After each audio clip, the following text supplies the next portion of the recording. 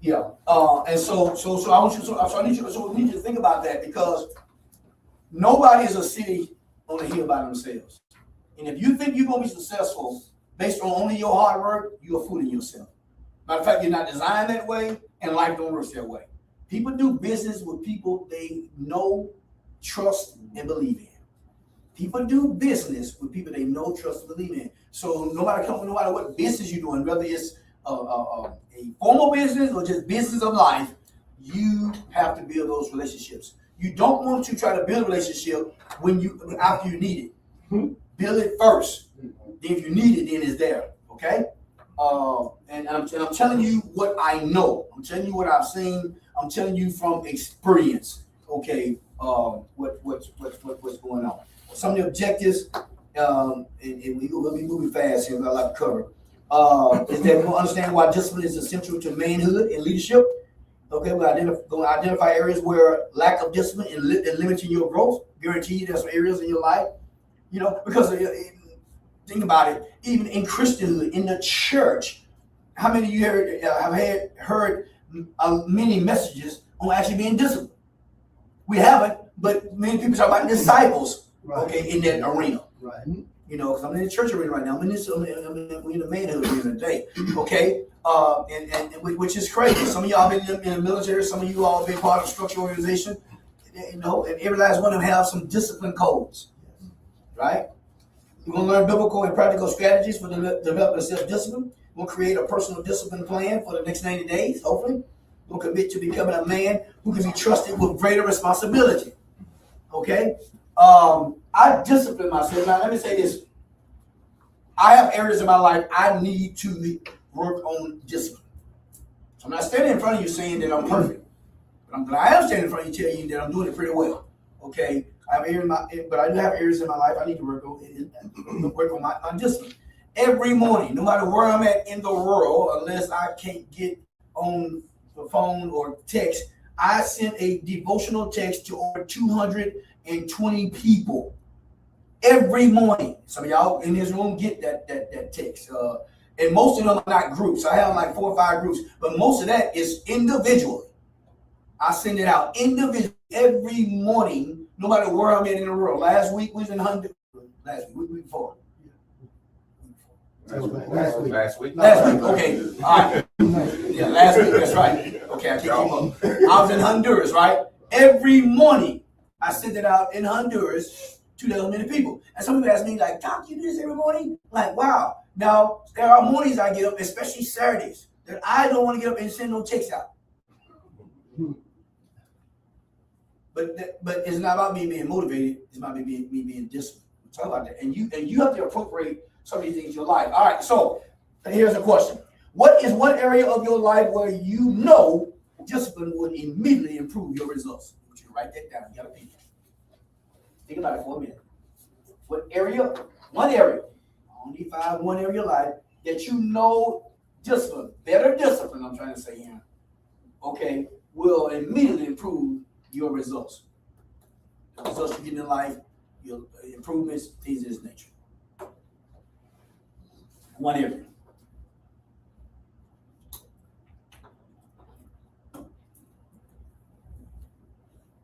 One area.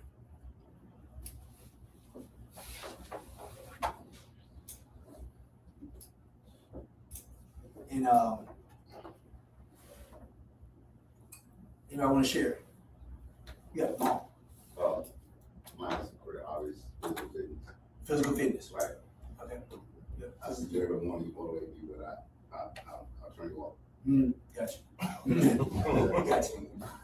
Yeah, gotcha. I get this. Gotcha. Hopefully Monday morning I'll be back in my routine. I've been off a couple weeks. Y'all probably know. Been a tough couple weeks for me. But anyway, yeah. Anybody else? I said mine. It goes with fitness, but just getting back up early every morning like I was previously, and I can tell like now that it's just kind of throwing everything up. I was getting up at 6, able to get up, get a workout in, get everything ready for the kids if I got them, or get ahead of work, whatever I need to do. And doing that, I also got more sleep because I went to sleep early. So like now I've been staying up later, getting up later, everything's out of whack. I'm rushing everything in the morning. So yeah. Anybody else? I'll go ahead. Yeah, mine is a little different, because I got a lot of different things that I do, but mine is to restrain from wasting time. Gotcha. Mine is, I put down just more time with God. More time with God. Yeah. Spending more time with God. Before I do that.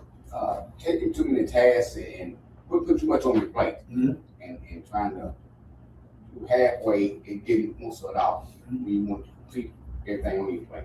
Okay. So you get some stuff off your plate. Okay. All right. Good. Yeah. So we all have things that we need to discipline ourselves in. Mine is I need a little more discipline. Now I don't eat a whole pack of Oreos like I once did, but I do need to lay off the sweets a little bit more. So I've improved, but I'm not where I need to be at. Right. I got that sweet tooth that I need. I think I don't need. Let me just forget that. I want a cookie or something every day. Two if I can get but I'm not eating a whole pack of Oreos. So we all have some things. Now here's what discipline do. If the discipline determines. Discipline determines. Talent may get you noticed. Okay, potential may get you opportunities, but discipline determines how far you go. Now, talent may get you noticed. I'm telling people, potential, just opportunities. But if you're going to accomplish things in life, you're going to have to exercise some discipline. And men, we are slack in this area. We really are. And if you're not accountable to yourself, number one, God, yourself, and then accountability partner, it's gonna be hard for you. Most of us have worked out one time in our life, most of us, and you know that if somebody is spotting you, you are more disciplined to get 2 more reps in. You by yourself, you're like, oh, let me just forget it. Or maybe you're gonna do 4 series. You by yourself, like, oh, 3 is good. Father, Son, Holy Ghost. Yeah. when somebody else with you, like, no, we got one more, right?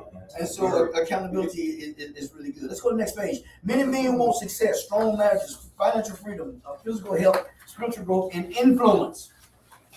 And a whole lot of people want to be influencers now. Many people want to be, social media, influencers, right? When we social media famous and we go into chat GTP, put a few things on a piece of paper. Now we are SMEs. We are subject matter experts. And then if people just listen to us and we don't have no proof in the pudding. So, a lot of that's out there now, but no, you gotta have some discipline. The question is, do you have the discipline required to sustain what you desire?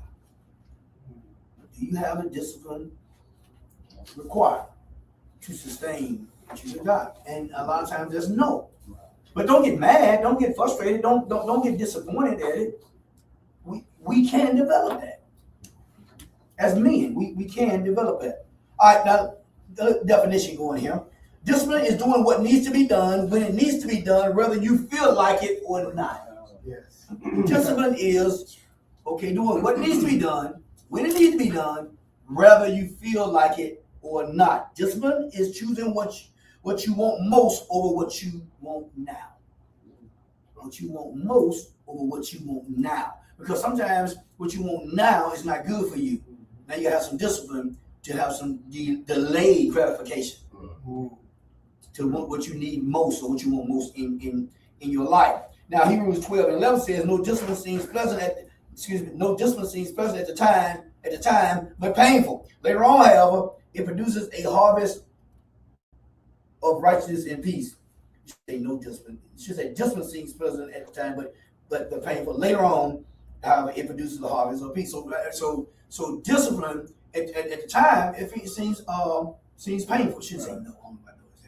It seems painful, but later on you'll receive a harvest. So you got to discipline yourself, to endure. You heard me teach this before. To endure what? Temporary pain to get to long-term what?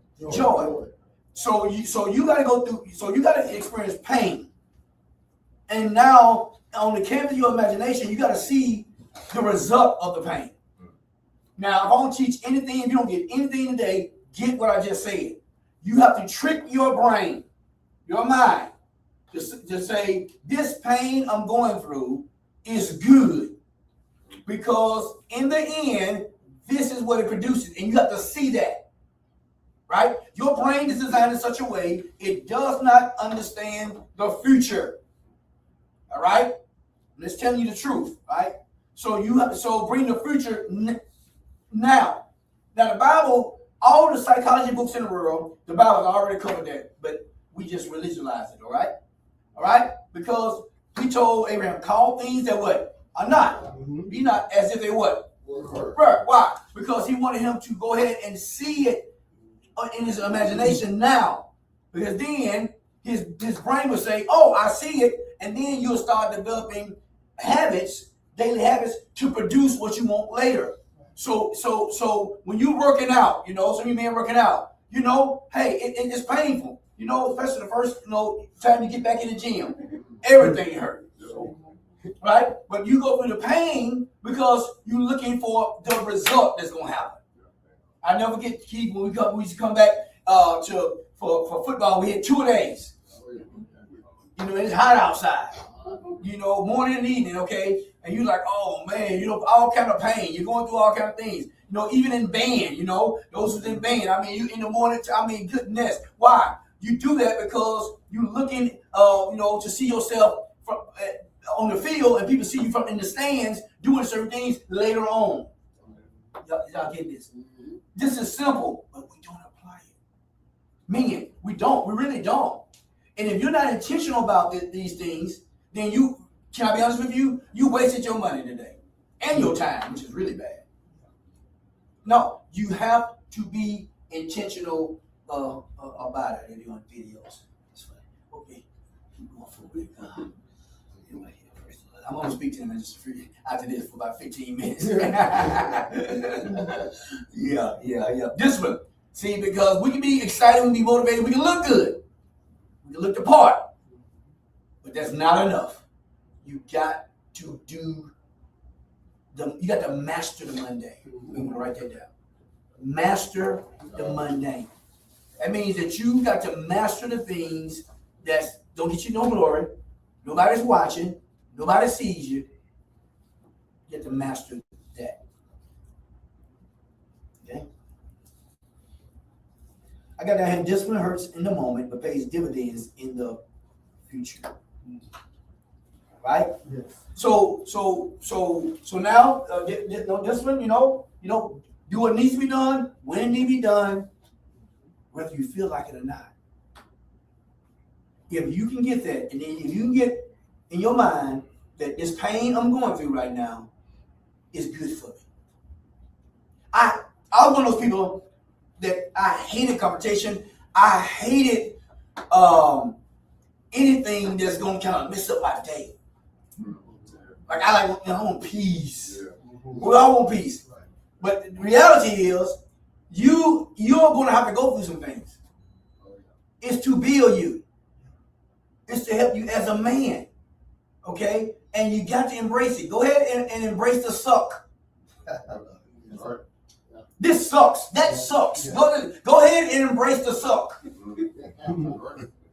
Embrace it. You must start telling yourself, this is good for me. Now you may not say I like it because you may be lying. Okay. Somebody said, well, just say you said you like it. Well, you ain't gonna never really like it. Okay. But tell yourself, this is great for me. I may not like it, but it's great for me. I didn't like being up at 1 o'clock, 2 o'clock in the morning when I was in engineering school, but it was great for me. Some of you don't like getting up, doing what you do, or some of you may not even like your job, okay? But it pays the bills. It's great for you to pay your bills right now. So you got some discipline to go to work. Oh, I don't feel like going to work. Oh, man. No, men who don't work don't even eat. Don't eat. Right? So I'm not asking you to like these things. I'm asking you to embrace them and tell yourself it's good for me. It's good for me. And here's the deal. You have to do this regularly, frequently. You can't do it every once in a while. This must become a habit. If it does not become a habit, then it won't produce the results. You can't. You eat well and you're working out and you're watching all those same things for 2, 3 weeks, maybe a month. Kid, you start seeing results, man. You say, you know what? I'm on the top of the hill. Hey, this is it. I got it. And then the next month, you eat a pack of Oreo cookies 3 days in a row. Yeah. Right? Yeah. No, it don't work that way. It has to be. You want to tell the truth, Chris? No, you work out. It has to be all the time, but not just in working out. In every aspect of your life, this has to be applied, and that's why you got to hang around people. Okay, men, not wimpy men, not men that see you messing up, see you going down the wrong road, and be like, okay, man, I got you. No, I'm saying I got you. You my bro, you my bro. Okay, but man, you get yourself in trouble. You need to apply some discipline in your life. And risk people getting mad at you, okay, for the sake of bettering them. You got to get around some people that'll tell you the truth, even if it hurts your feelings. Like I did my friend Derek Flanagan there in Douglasville. I told him, I said, he talking about the guy smoking a cigarette. I'll never forget this. He'll tell you. We in Arizona. Him and I and Doc and Audra and Charmaine, we do our little vacation together. We in Arizona. He said, guys on a motorcycle smoking a cigarette. He said, he's smoking a cigarette, messed up the temple of God, and back then we was dogmatic. He sent himself to hell. I said, well, if he going to hell, you going to hell. I said right there in the car. He said right there in front of me. And he looked at me, I said, you going to hell? I said, because he's smoking a cigarette. I said, but you operating in gluttony. I said, you 3 times the size of me, and you will be my size. Right there in the car. He ain't say nothing about it. He wanted to hit me. But we was too good of a friends. Now, he hit me, I scrapped with him.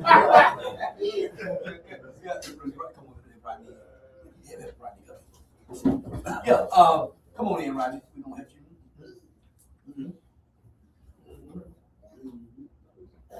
help you. How y'all doing? All right. How you doing? Come on in. Yeah, last time. I think you squeezed in like last time. Yeah. Okay, good.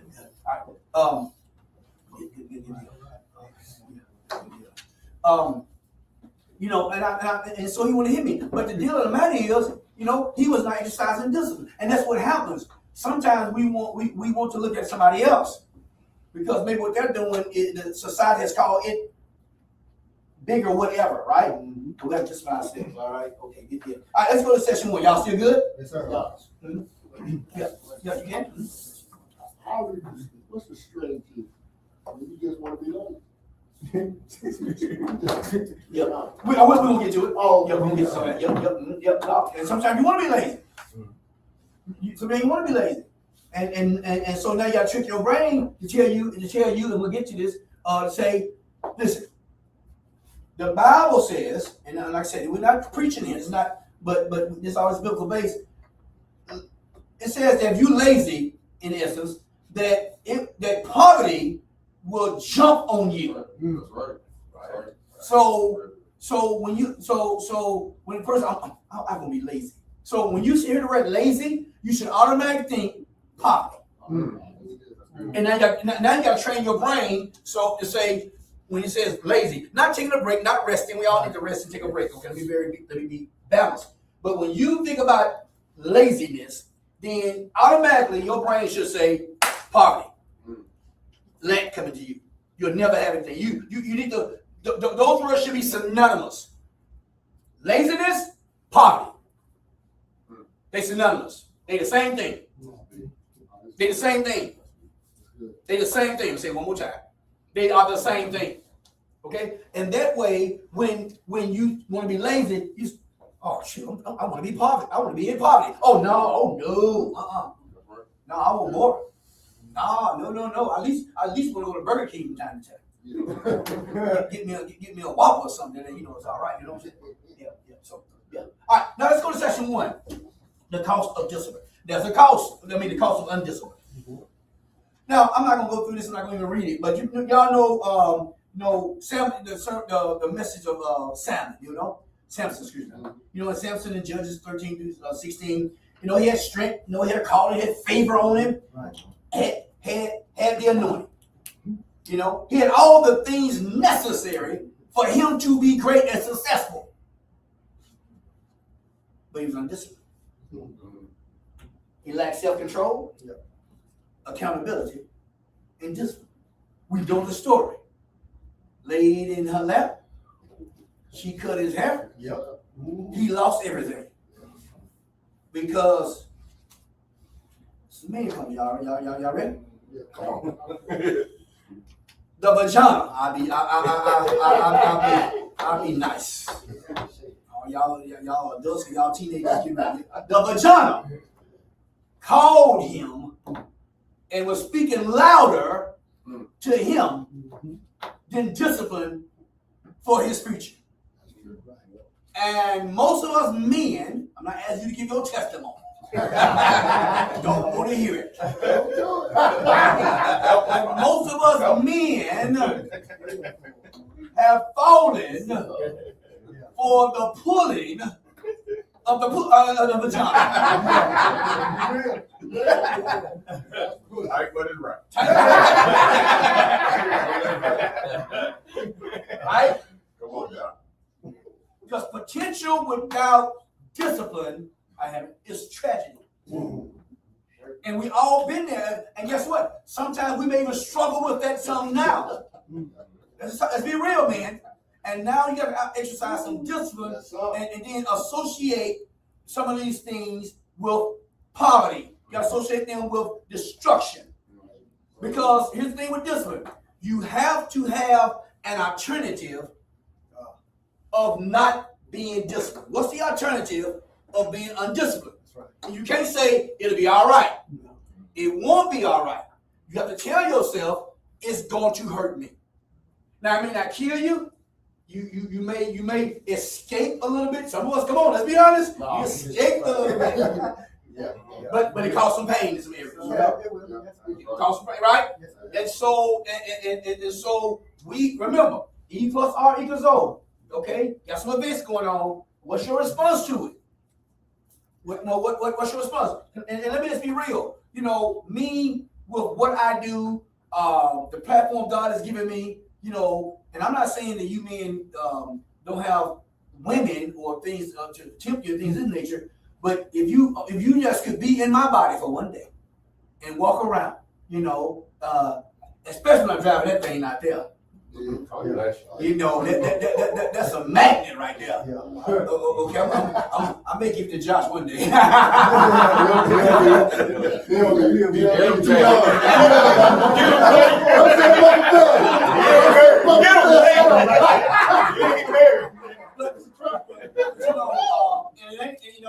to be honest with you, it is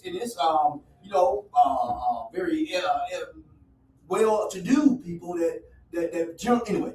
But here's the deal: you have to exercise some discipline, and it's not easy, but it's possible. Now, I'm not saying discipline is easy.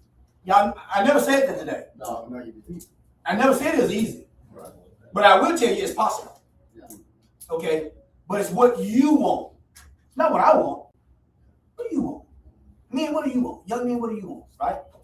So here's some areas men commonly lose discipline in. Spiritual, number one. Prayer. Biblical reading. Bible reading. Church involvement. Church is full of you're over here. Yeah. You're all right. You're fine. Focus. Okay. The church is full of women. Now, Emmanuel, the church that many of us go to, because it's not about Emmanuel, but the church that many of you, that church has a bunch of men. But that church has a bunch of strong men ministry. And he's focusing on that, right? But a lot of times we're not just in our spiritual walk daily. Listen, as much as you work out, as much as you plan for your future, you gotta have some discipline in your daily spiritual walk as a man. Yes.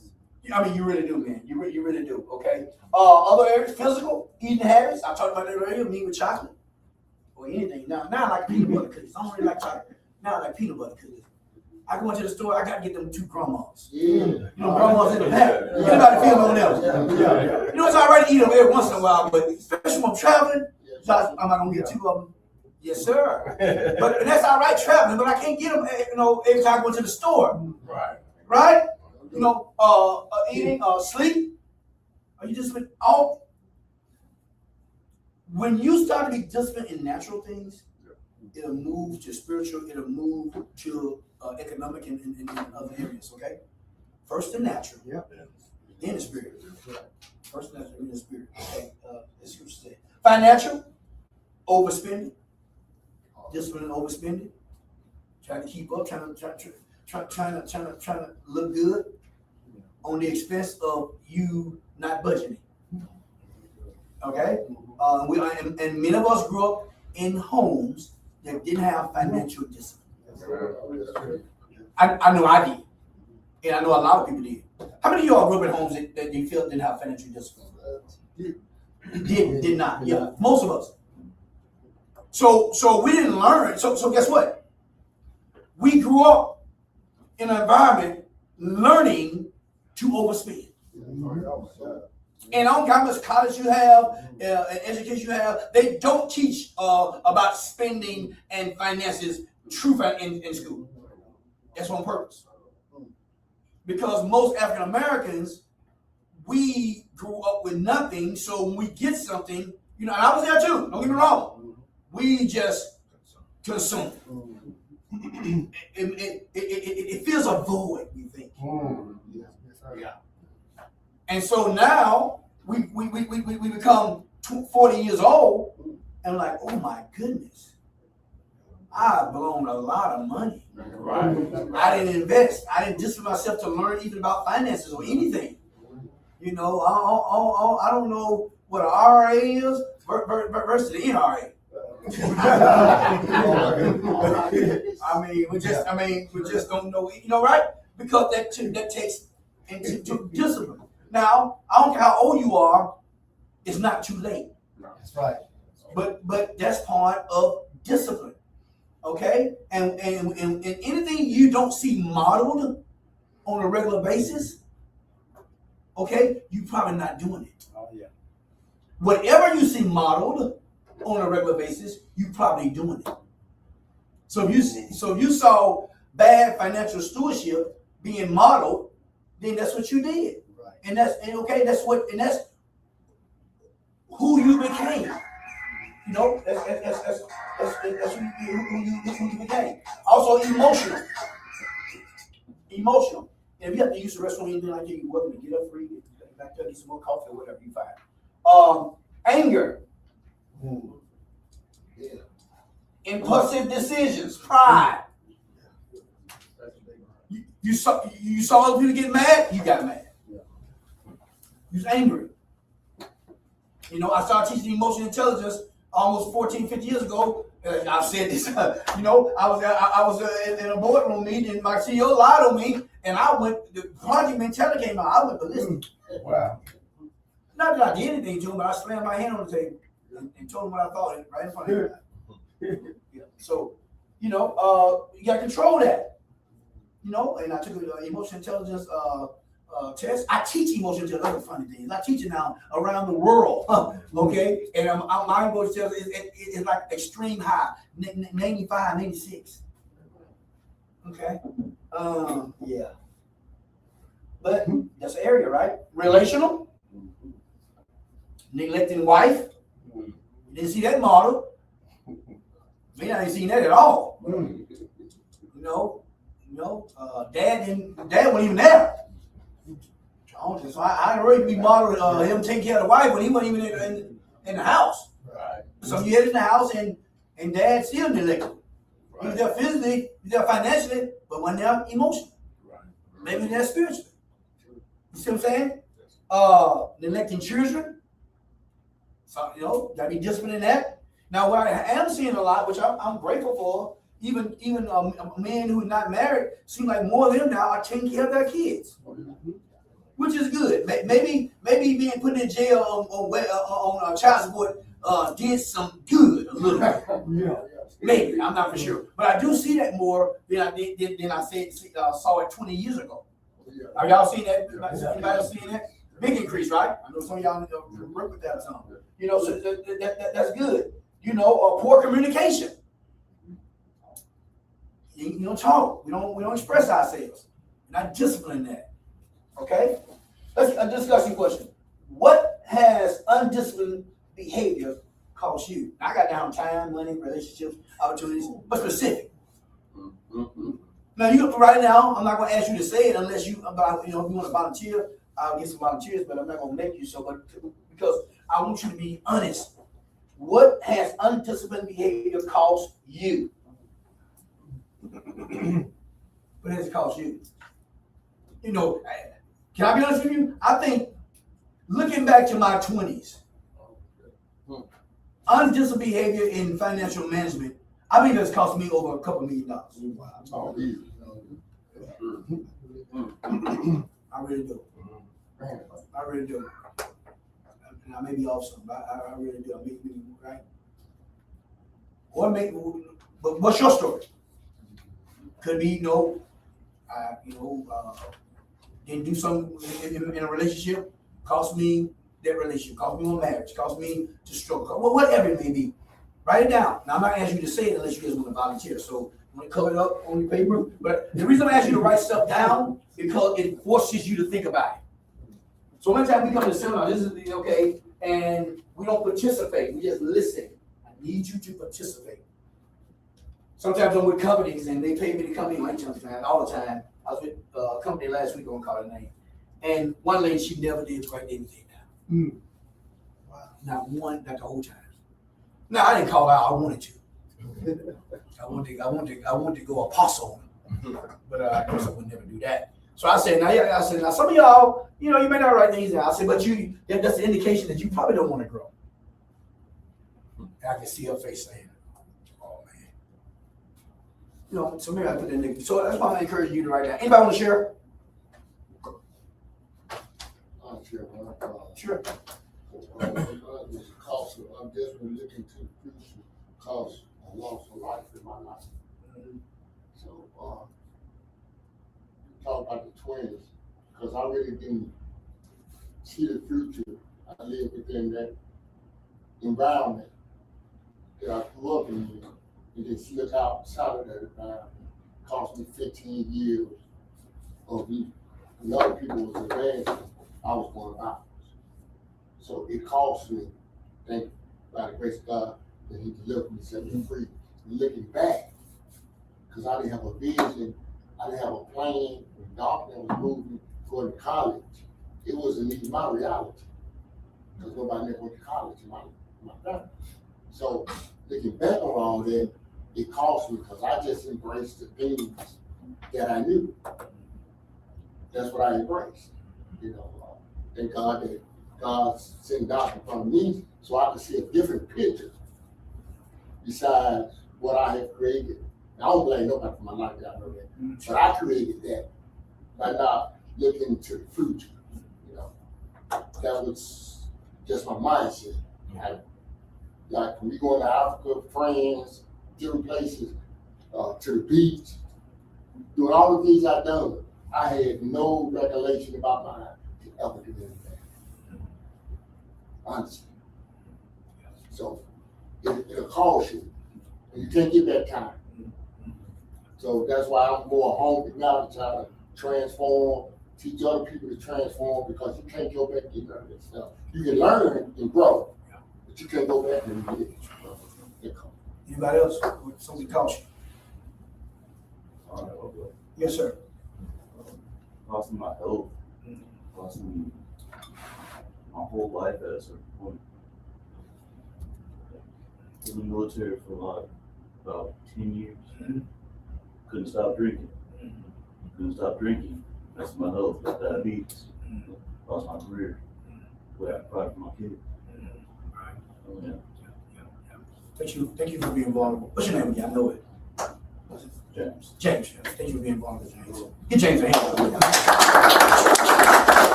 The vulnerability is a powerful thing when you're vulnerable.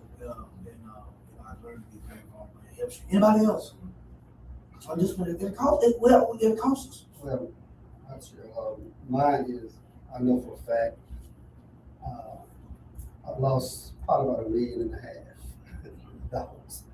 for what I would have done, I would say, about 35 years ago, because I wanted to party and do the things that I wanted to do.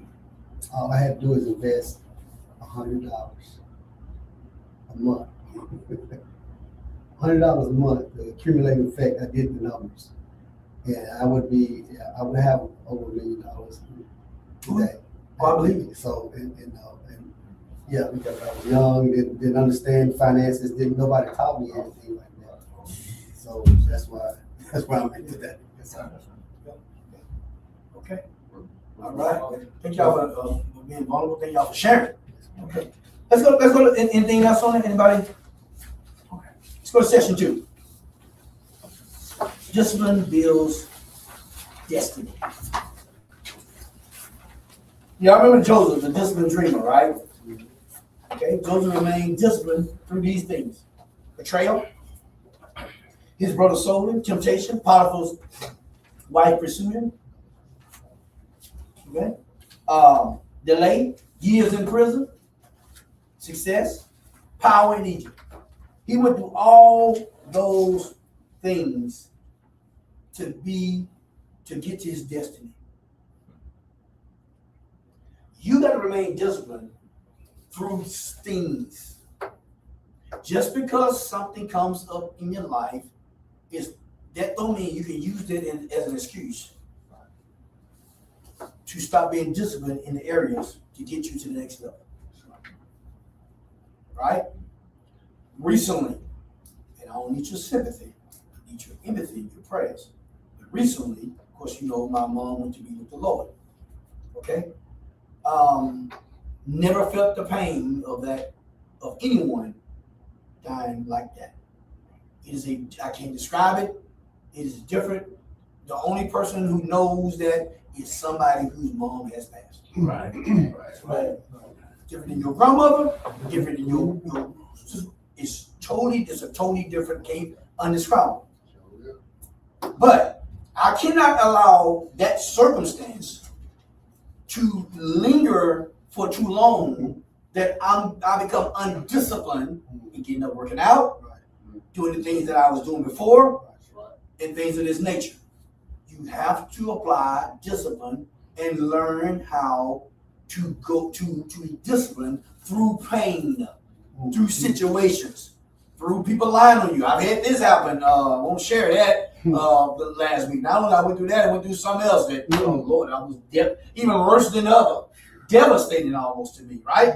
And I'm like, whoa, really? God, come on, give me a break right here. Okay, I need a break. Okay, but guess what? I didn't cancel this Mancode this morning, right?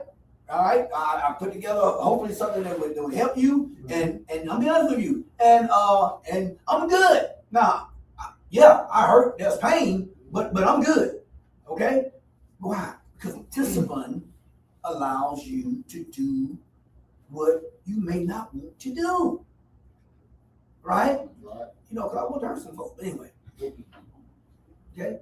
How many of you want to hurt some people? Don't do it. Don't do it. It's not worth it. We got to be disciplined. So Joseph went through all that. So what I'm trying to say is that you must learn to go through what you need to go through and not be complaining to a bunch of people. Right. Yeah. Okay? And okay, have the discipline to say, you know what? Yes, this morning I'm in pain. I acknowledge that. But it's going to be a good day. It's going to be a great day. You must acknowledge where you at to keep going forward. And you cannot use those things as crutches, okay, for you not to be disciplined.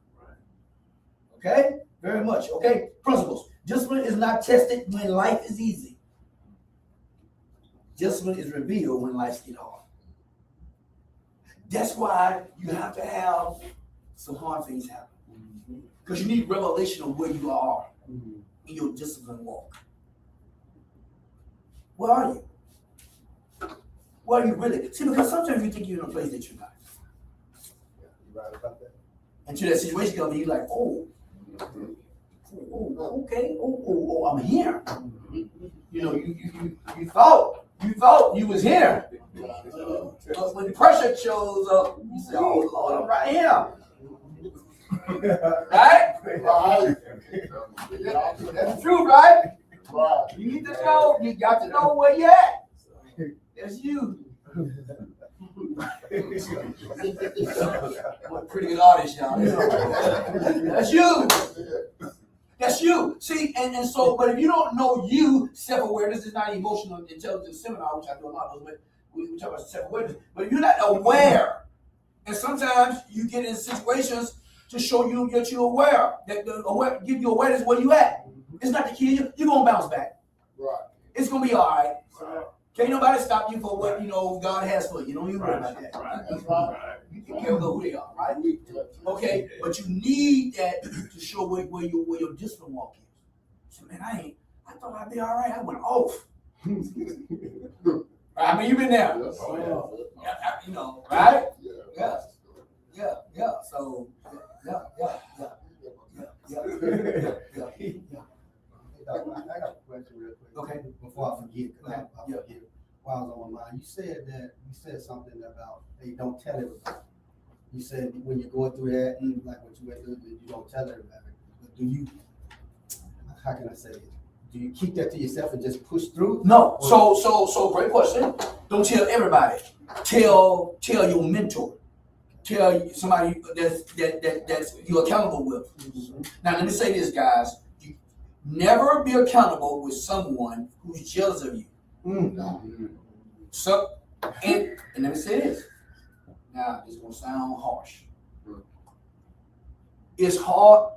Your accountability needs to be with someone who's a peer to you. A peer or above. Because sometimes when you're accountable to someone who's not on the level that you're at,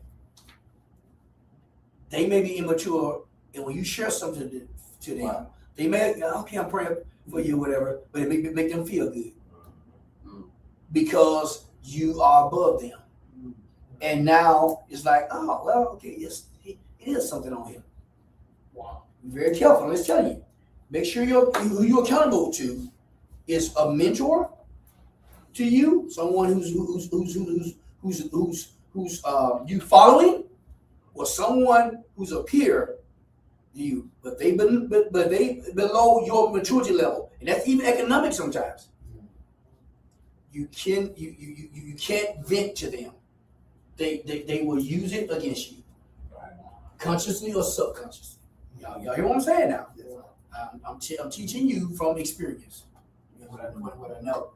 But you need to share it. You don't need to hold it in. You need to be able to share it with someone. And I know you know your coach. Okay, great question. But you need to share it with someone so they will hold you accountable in that area of discipline. You have to be accountable. And all of us do. We all need to be accountable. You see what I'm saying? Okay. 10 areas every man must master. And this spells out discipline, y'all. Now, this number one, daily habits. Success is not built in a day. Success is built daily. Mm-hmm. If you don't get in there, you're gonna get this one. Develop some success habits. Successful people do every day what unsuccessful people do every once in a while. Successful people do every day what unsuccessful people do every once in a while. Success leaves clues. It leaves trails. That's why I study. I don't care if they not saved or not saved. Study successful people. Study people who doing some things in the field you want to do something in, or in any field. What do they do? What is their daily regimen? What is that routine? I study routines of successful people. Okay, not to mimic them, but to learn from them. And some of them, okay, I've incorporated in my life. There are certain things I do every day. Every once in a while I may skip, but generally every day. Every day. Every day, I'm going to read the Word of God. I'm going to read something in the Bible every day. most of y'all know scripture there. Anyway, okay. Every day I'm gonna listen to something motivational. Most time I'm gonna read something outside of biblical. Every day. Every day I'm trying to learn something. Every day. I'm gonna just and there's other things to do. You gotta do something every day. It's the small rocks, okay? I did teaching years ago. When people look at the big rocks, no. It's the small rocks. Focus. It's the small rocks that matter. It ain't the big boulders. It's the small rocks. Sacrifice. See, you think it's the it's the big rocks. No, it's the small rocks that you master every day. Most people see the big stuff. Overnight success. No such thing. They've been doing it for 35 years. Behind on the backside of the desert, you just didn't know about it. And it showed up today because it's new to you. Been doing it. Les Brown was in 60 years, over 50-some years old before he stood up on the stage there in the Georgia Dome with 80,000 people, which propelled his career. Colonel Sanders, 65 years old. Selling chicken, trying to sell chicken, frying chicken, I should say. Going door to door. Okay? Bam, 65. He's history. He's all over the room. KFC, right there in Honduras. Isn't that what it was? KFC. Yes, it was. Yes, sir. No such thing. It's mastering the mundane. Keep doing it. And stop beating yourself up because you ain't there yet. Man, I should be here. I should be here. No. Stop comparing yourself to other people. That is the defeated thing. Learn from other people. Be disciplined to learn. Do not compare. That's a defeated mindset. And I say, okay, I'm where I'm at. I get to where I'm going if I keep doing what I'm doing.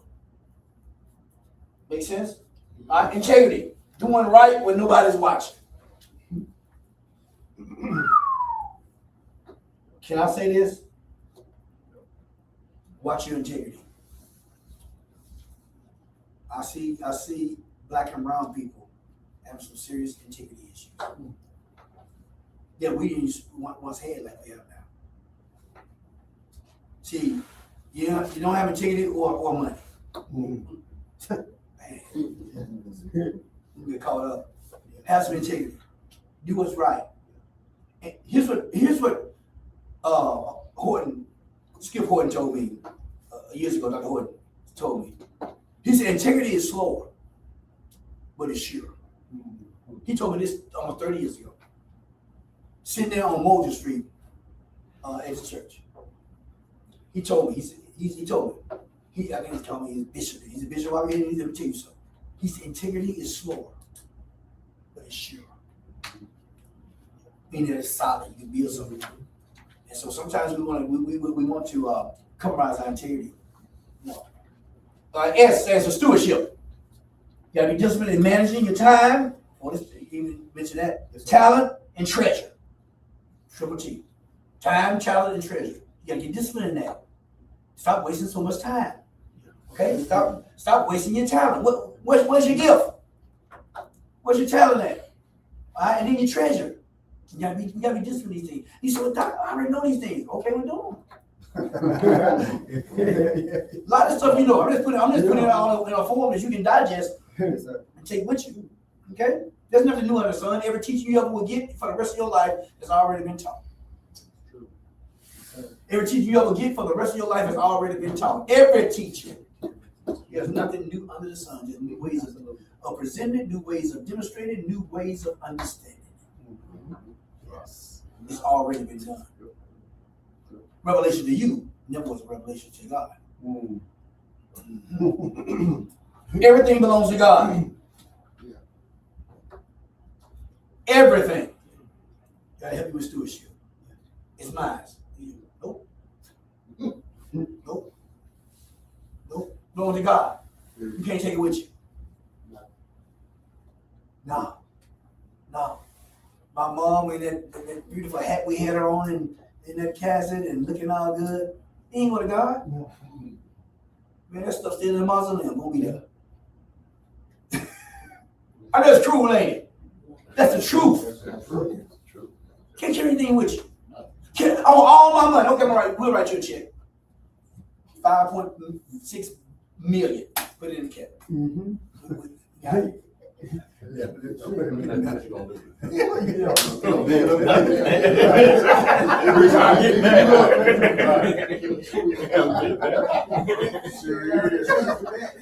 We carry anything hard. C stands for consistency. Let me hurry up. I want you to stop. Average actions repeated become extraordinary results. Circle this one. Average actions repeated become extraordinary results. Wow. Repeat what you're doing over and over and over. This is what most people messed up at. They're not consistent. Yeah. You gotta be consistent. Do it over and over and over and over and over and over and over. That's why you NBA players, I know they got talent, but they shooting 1,000 shots a day. It's basketball season. Let me talk about basketball again a little bit. 1,000 shots every day. Oh, I'm tired. 1,000. Dwayne Wade tells a story. He said, when they went to the Olympics, okay, my queen loved that. Okay, let me get that. Every day, he said that in the Olympics, okay, they flew all the way over there, they all was tired and everything. And so they say, surely the next morning, everybody gonna get up, quick workout and eat some food. And said, no, they want to eat some food, they have to get a workout. And they said that they got to the cafeteria and Kobe was already there. They said, hey man, they said, what are you doing? Well, got me a workout in. Already. Yeah. Go eat something, then you gonna work out with them. Right. See, greatness don't happen just because of talent. People who are great, study them. They work every day at something consistently. Yes. So that's why Steph Curry can just walk in the gym and shoot from anywhere, bam. Ain't because he is that talented. Yes, he has a talent, but he's been consistent in shooting the ball. What are you consistent in? Wow. Maybe nothing. Mm-hmm. I'm not here to beat you up. But it may not be, maybe I'm not consistent in anything. Which means that you are on the verge of not winning. Let me say it that way. You got to start being consistent. Get your accountability partner and to ask you, are you doing it? Listen, I told a few men, this is years ago, that I need to finish my first book, Gratitude. This book right here. Because I had written it, but I need to put it in book form and all that, make professional, whatever. And Keith drove me crazy. He said, hey, you start your book? Yeah, I'm going to start. He's okay, you need to stop it. He did that for like a year. I want to say, man, listen here, I'm your friend. Don't ask me about that book again. I really want to say that. But guess what? It pushed me. See? So some things you need to go ahead and put it out there. And by the way, the workbook to No Bad Days will be done here in about 2-3 more months. We're doing that right now. I did all this stuff doing everything I've done. Man, all that discipline. Because my coach, you drive me crazy. He called her out. Tell doctor called me because he needs some information. He said, "You went over this. You gave me this part." I'm like, "Oh man!" I'm like, "I'm paying you. Leave me alone." Just look at this. You need to do certain things to get done. Okay. So consistency. Intentionality. Let me hurry up. We need to take like a 5-minute break. Live by design, not default. You gotta be intentional. It means you get up thinking about it, doing it. Making it a priority. Intentionality means I make it a priority. Okay? All right. P, perseverance. Keep showing up. Keep showing up. Whether you want to or not, keep showing up. Leadership. Lead yourself before leading others. Leadership is not about leading other people first. That's right. By leading yourself. See, everybody want these leadership titles, but they don't want to understand leadership, especially us. Which drives me crazy because I believe I'm a true leader. I ain't say I was the best. I said that I'm a true leader. Okay, you gotta lead you first. If you can be the leader of one, you can be the leader of many. If you can't be the leader of one, you cannot be the leader of any. Okay? Y'all still with me? Influence. People follow examples more than words. That's influence. What's your example? Some of you all follow me because of what? What I do. I'm not perfect, but what I do. Some people don't follow me because they're jealous of what I do. I sense that all the time, especially with leaders, especially in the church world. And so you gotta be, and I've come to grips with that, and it don't bother me that much. A little bit once in a while, but it used to bother me a lot. I'm like, why are these people not asking me to come do leadership stuff? I have billion-dollar companies who pay me money, big money, to spend 45 minutes with them. They pay me $5,000, $8,000, $2,500 minimum. You know what I'm saying? I'm coming to you, and I told you I'm gonna give you the church discount. Right. I'm gonna give you the church discount, and it used to bother me, but don't bother me no more, because some people don't want to grow. They envious, and so you got to be disciplined past that and keep doing what you're doing and know who you are. I don't worry about it no more. I just kind of laugh. And never quit. Resilience is discipline, persistence. Discipline, persistence, and then E, excellence. Work willingly at whatever you do. That's what Colossians say. It actually says I'm testing the Lord. You got to work with excellence. Good is the enemy of great. Good, better, best. Never let it rest. To you, good is better. You better what? Best. Good is the enemy of the best. So stop talking about it. It's good. All right. So let's take a quick break. We're gonna come back and do this exercise, and then we may see if we get how far we're gonna get today on this. And then I have you gone by 11. Okay. All right. 5 minutes, guys. All right. You got a smoke going out now. Smoke break. Man. Mm-hmm. Sure. Can somebody get a riding a cup of coffee with cream in it? Yeah, you want a biscuit? Yeah. Two. And you might get a riding biscuit. What kind you want riding? I don't know. Chicken what? Steak. Steak.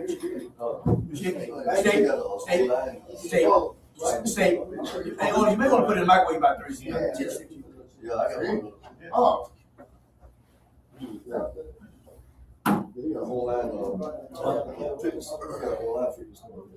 I got online fitness. Y'all need to get together, y'all two.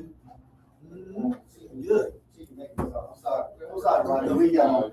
I jumped the gun. He was mistaken. Make that kind of butter. Chicken be good. My bad. All right.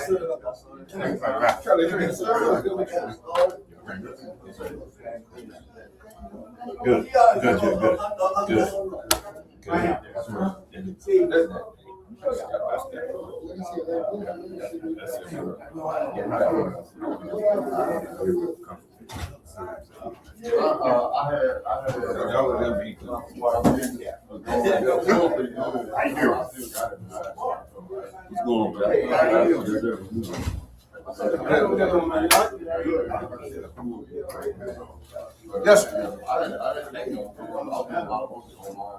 Oh man, what's going on tonight?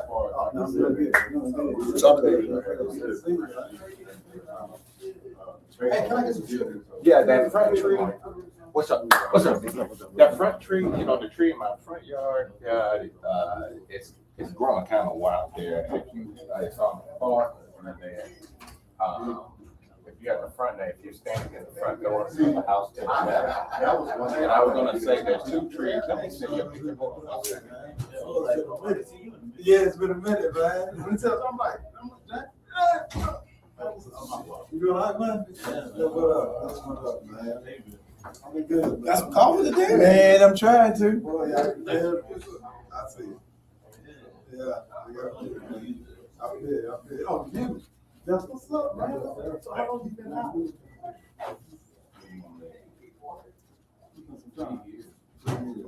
My daughter Okay, Angel, I just sent it to your text message. Those two right there on the side door there, the main door. I didn't want to cut those frame hurdles themselves with the flowers. You may already know that. Okay, those two I do not want to trim, but the one that I was talking about is in the front yard in the backyard, the weeping willow. Yeah, to lift it up, to get it up. All the way down to the ground. The only thing you gotta jump into. Yeah, and the one in the front, it's that other far corner. You'll see it's kind of hanging down. You can't even ride the lawnmower. You can do it on the fly, on the table. Yeah, you just gotta get the necessary.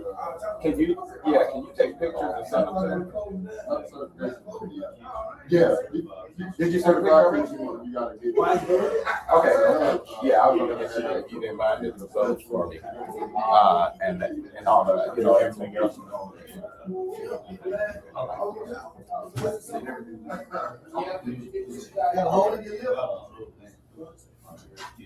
Hey,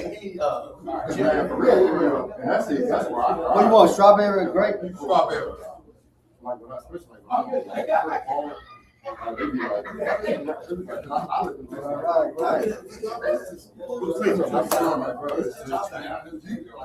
For real. Yeah. I don't know that about you. Yes, yeah, only. I'm telling you. I ain't doing every moment. Yeah, that's true. That is true. Every moment. Yes, sir. You know what? Okay.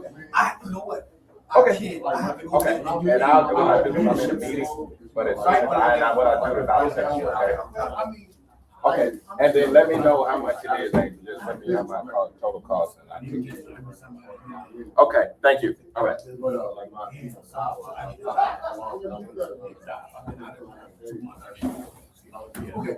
you call Renata? You told me you did it. No. Yeah, because your mother. So call her Monday, and then until I see something we use. Okay. Yeah. I appreciate it. I'm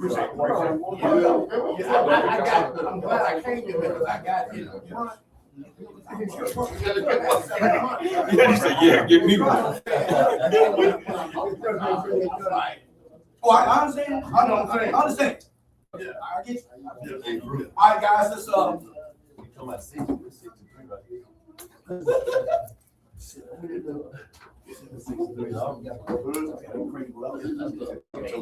just trying to fill in the mouth. No, I got you.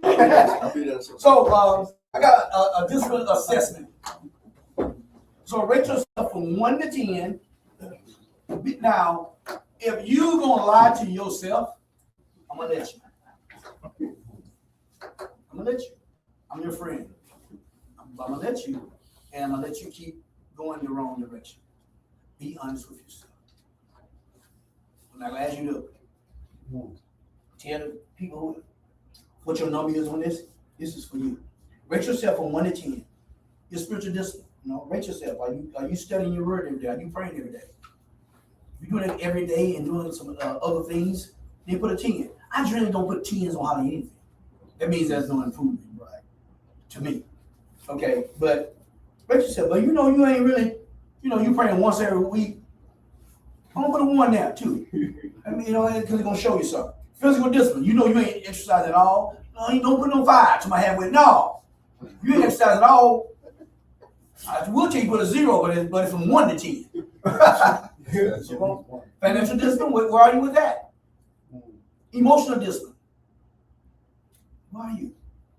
And not when everything's going well. Under pressure. You're under pressure. Family discipline. You have family discipline? How's your family? How you with your family? Are you frustrated? I'm about a 5 at that one. Professional discipline. You operate in a professional environment, and that's if you have a business, like you have to wear no tie then, but from a professional standpoint, what you do, where are you there? All right? I'll give you a couple minutes for that.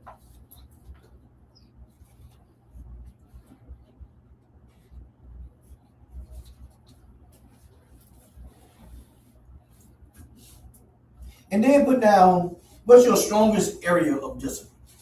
Maybe it's fitness. Maybe it's physical. Maybe it's, what's your strongest area? Now, your strongest area still may be a 3. No, hopefully not.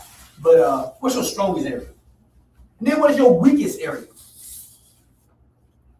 when it comes to discipline? It's professional, family, financial, and maybe it's an area that's not even on you. Right? What is that?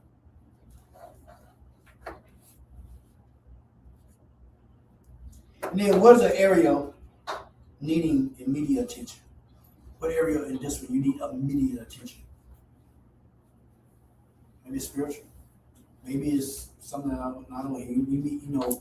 Maybe it's I need some discipline in being to work on time.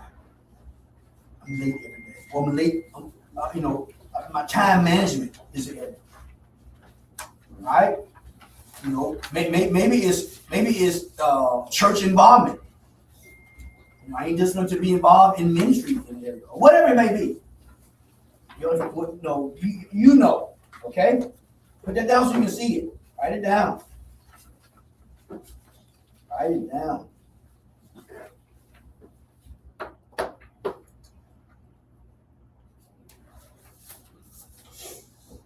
Anybody will be vulnerable and share a weak area? It's not a strong area. That ain't vulnerability. Yes. Financial and physical. Financial and I physical. gotta get back to the gym. and I gotta learn to save money. I spend too much. I know I do. Okay. Those are my weak ones. Okay, Robin, man, thank you for being yeah. See, it's there now. You see it. It ain't real until it's down. You got to transfer it from your mind into some paper. It's not real until you write it. I'm serious. It ain't real because then you just can suppress it. I've suppressed a lot of things, right? But if I write it down, it's like, oh man. Now I gotta see it. Now you put it in your phone. Yeah. I suggest Robin and everybody else, put that in your phone. Go ahead and put in your notes. Areas of weakness, or areas of just I need to improve it. And then look at it. Because then it's real, like, oh man. Yeah, kid. To what you just said, but write it down. In DOC, that's one of the things that's one of the core things that's for like if it ain't on paper, it didn't happen. Didn't happen. No. Yep. No, didn't happen. Anything that not on paper didn't happen. Yes, and this is the business of disabilities too. If it ain't wrote down, it didn't happen. Didn't happen. State give you all that. You say, when we did this? They said, where's it at? and they just see you doing it. I never forget Lisa Griffin. If it's not rubbed down, it didn't happen. That's what she said, just like that. If it's not rubbed down, it didn't happen. No. It's true. All right. Session 3, let's go. The 7 enemies of discipline. The 7 enemies of discipline. Number 1, excuses. Circle it, highlight it, put exclamation marks about it, or whatever. Excuses. Excuses are what? Smoke screens for the uncommitted. They're smoke screens for the uncommitted. You're not committed to doing it. So now you give this excuse. And it sounds good to you. But I would have. But you know what, man? Every man have a bad day. And I'm telling you, man. I ain't bad. I ain't bad at orders.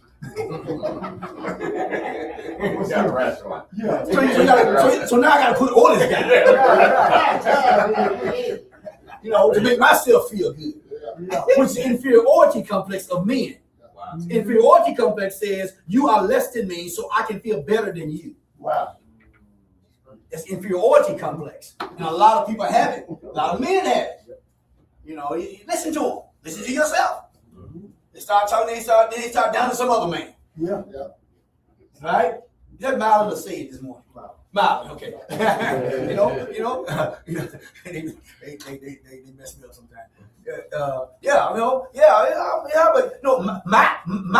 Marlon was 5 minutes, was 10 minutes late. Shoot, y'all be getting on him. I was only 5 minutes late. Just let me give you a story, quick story. I told this story sometime, I don't know, last week or whatever. But anyway, we are in the 5th grade. You can remember this. Keith can. We had a teacher named Miss Scott. Miss Scott taught science class. And Miss Scott was tough and hard. Mark, you remember Miss Scott. And Miss Scott would give you, if you failed the test, you made below below 60, then on Monday, you got 3 licks. Bow, bow, bow. 3 licks. Anybody who made below a 60. Well, Monday morning show runs up. Miss Scott calls out the roll. So she called your name out. Everybody knew. She called everybody's name. And she gets down and she says, Caracas Watkins. What? Now, I'm not bragging, but Keith would know this. I'm probably the smartest guy, one of the guys, smartest people in our class. I made straight A's. I've never, so for her to call my name was frightening to me. And I'm trying to figure out, man, I thought I didn't do my best, but I thought I passed. So everybody outside. Now here's the deal. Now they know they fast, so they got on extra pants. I don't think I'm being called. I don't have on anything. Okay? And we get out in the hallway, and she says this. I said, what did I do? I said, I failed. She said, no. And I've already called your mom.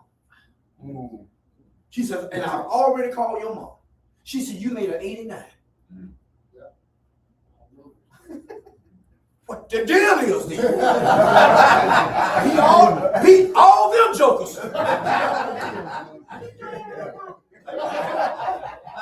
She said, you have the capacity to never make anything under a 90. Now, I already talked to your mom, so anything under a 90, you get it. You need to discipline yourself. Wow. Quit playing around, okay, and be your best. Bow! Bow! Bow! I'm crying. No protection. All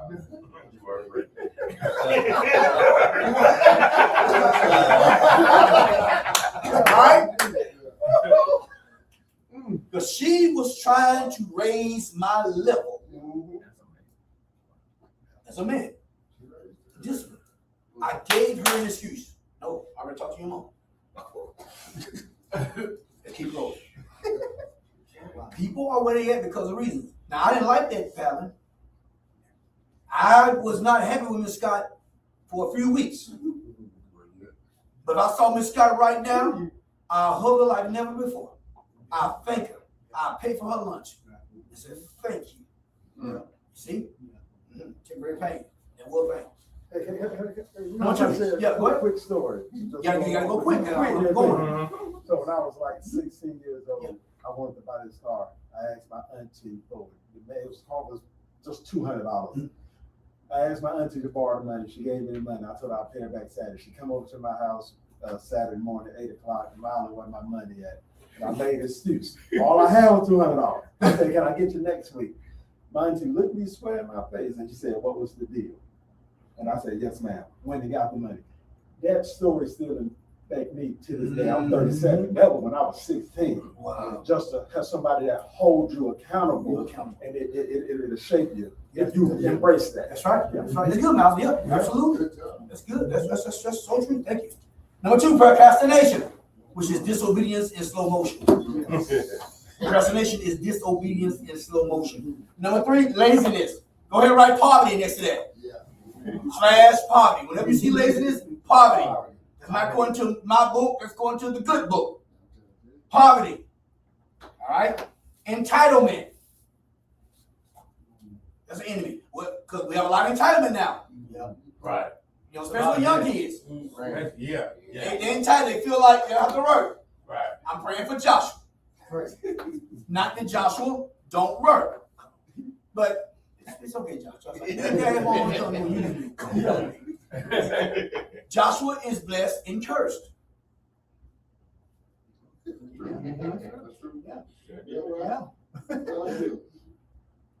He blessed that he was raised in a household that since he was a baby, we haven't struggled. Anything we morning, we basically have guided within reason. We taking vacations every year. Joshua, you ain't paying this year, are you? No. You said no.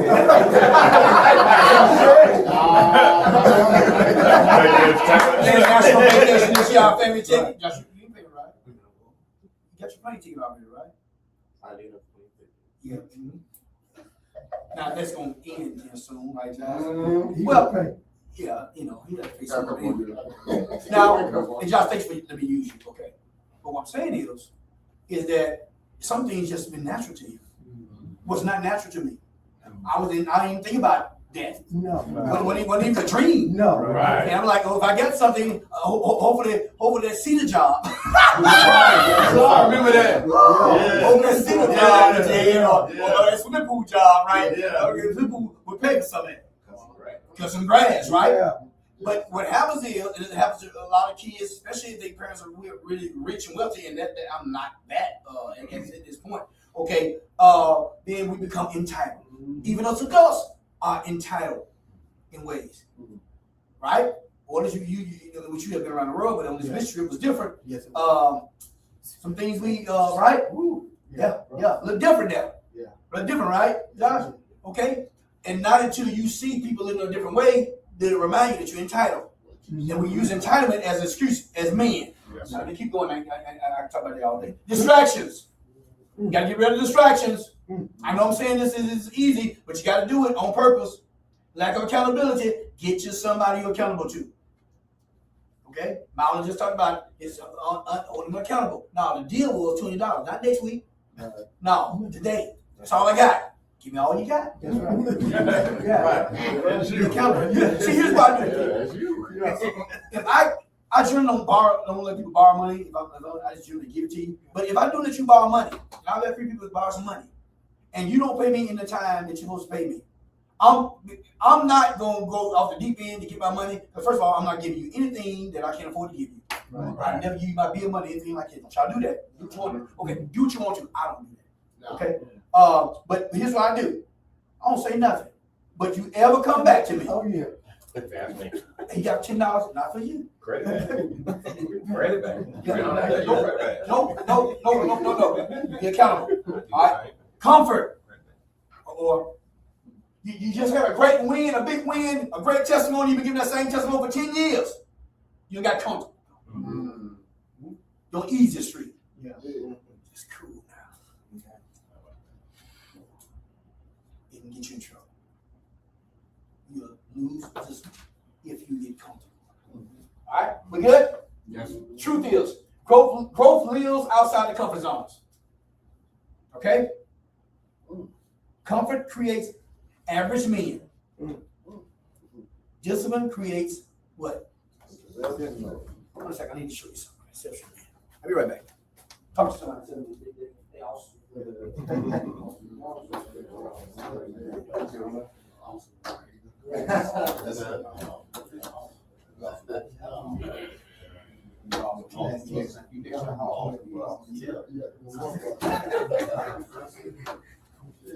It's been on my desk for 30 years. Almost 30 years. I've had this since we first started ministry. Thinking outside the box. This is comfort zone right here. This box is a box of apathy. That's where most people live. Okay? If you're going to be disciplined, you're going to be out here. And most of us don't want to be out here because it's going to cost you something. Right. Most people live right here with this ball at. That's right. Yeah. That's where they live at. They don't live out here. And see, undisciplined will keep you in some box called society, called comfort zone. That's right. I'm looking at that. I've never seen that since I've been in your office, Doc. Let me ask you something. Because the first thing I saw is lonely. Seeing lonely outside that box. Okay. Do you get comfortable being lonely? Okay. So let me say this to you. Thank you, Rodney, for saying that. Success will cost you your friends, family, and everything else. So true. Trust me. But you have to get comfortable being here and knowing that there's more of these over here, over here, over here, and over here that you got to hook up with. But you have to learn those lessons by yourself. Nobody can learn those lessons with you. No, right. Nobody can learn with it. Nobody can experience, right. They can't experience them with you. You got to learn to be out here and be comfortable with that and flow with that. Because I'm telling you, most people live here. They live in comfortability. And we find here. But you won't grow here. And it's gonna get you in trouble because you're gonna lose discipline. I just keep that there. Yeah. Most things in my own anyway, I'm a very intentional person. If you see something like even at church, I change something, you come in and say, "Doc, why did you do that?" I would never tell you, "Oh, I just felt like it." It's always something behind it. Always. Yeah. Okay. All right. Comfort creates average men. I said discipline creates exceptional men. Comfort creates average men. Now, if you want to be average, fine. But that ain't what I want to be. That ain't what I'm called to be. That ain't what you're called to be, really. But if that's what you want to do, cool. And average don't mean, and let me say this average. I'm not talking about average that, man, I'm exceptional because I got this car, I got this. I'm not talking about physical things. I'm talking about accomplishment. I'm talking about stuff. Rich, some people, if you're born a billionaire, you can have some stuff, but I guarantee you average to God because you ain't did what he told you to do. That's right. It's not about stuff. Okay? We good? Yes. All right, let's keep moving because we rolling. Session 4, the discipline advantage. Why disciplined men win? Why do they win, y'all? Number one is they show up consistently. Okay? Let me say it again. Disciplined men win. Disciplined men win. One more time. Disciplined men win. They win, I'm telling you now, guys. Never been to boot camp. You have. Odell have. Who else been? You have. Okay, 3 of y'all have. Did it take some discipline? Yes, a lot. The ones that wasn't disciplined, what happened? They didn't make it. They didn't make it. They'll see you back home. Yeah. They didn't make it. One more time. They didn't make it. How many men right now, even those who going to church, even those who are not going to church and looks like they got it going on, how many of them are not making it? They look like they ain't really making it, guys. Because they're not disciplined. Okay? Disciplined men win. Okay? They show up, this is what happens. They show up consistently. They honor commitments. If you say you're going to do something, do it. If I say I'm going to be James at your house to help you clean your yard at 5 o'clock, okay, on Saturday morning, if I can't be there at 5 o'clock on Saturday morning, I'm going to call you. I'm going to tell you why. You can determine whether, it's good or not. Because I told you I was going to be there. Right. And if I'm not going to call you, James, and say, you know what? Hey, man, I was coming, but I can't come. That ain't good enough. That ain't good enough. That's right. That's not discipline. No. Because I told you I was coming. Yep. I need to tell you why I'm not coming. You say, oh, I'm not. Yes, you do. Because you the one that said it. I ain't say you was coming. You told me you was coming. See, that's a disciplined man. Yeah, that's good, man. Undisciplined man is called. You say, hey, man, I ain't gonna be able to make it. Yep, that's right. And when you do me like that, I'm gonna say, you ain't where you. I ain't where you thought. Well, I thought you was gonna be. Anybody who know me, if I say I'm gonna call you, say, hey, man, this or that. Okay, now you can judge whether it's valid or not, but I'm gonna tell you, right? Because I told you I was coming to do it. That's right. Okay. Also, disciplined men who win, they build trust. Yeah. Respect is given because of titles many times. Trust is earned. Let me say it one more time. Respect is given many times. Trust is earned. You give nobody trust. Trust is always earned. That's right. Don't trust nobody with your life. Don't trust nobody with your leadership. Don't trust nobody to lead you, including me. See, most pastors wouldn't get up and say this. Most people who are leaders wouldn't get up and say this. I'm a leader for real. I have to earn your trust. While some of you, follow me in various capacities because I've earned your trust. And you earn people's trust by what you do, not by what you say. That's good, man. That's discipline. You get what I'm saying? Okay? And then it also, disciplined men create stability. That's some stableness about themselves. They last, they finish what they start. You got to have the mentality of a finisher. I told you this years ago. I need to teach it again. The mentality of a finisher, not a mentality of a starter. It's easy to start something. Motivation gets you started. Yeah. Discipline, maintain you after you get started. That's why you don't want just motivation.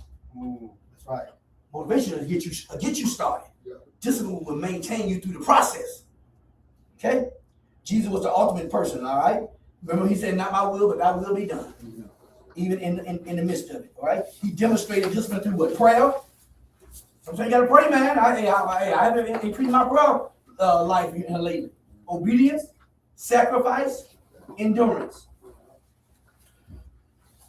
And you may want to underline sacrifice because we're in a society today and nobody wants to sacrifice. No. And not just sacrifice for you, you got to sacrifice for your family and others. Not just you and not just your family. You got to sacrifice for others.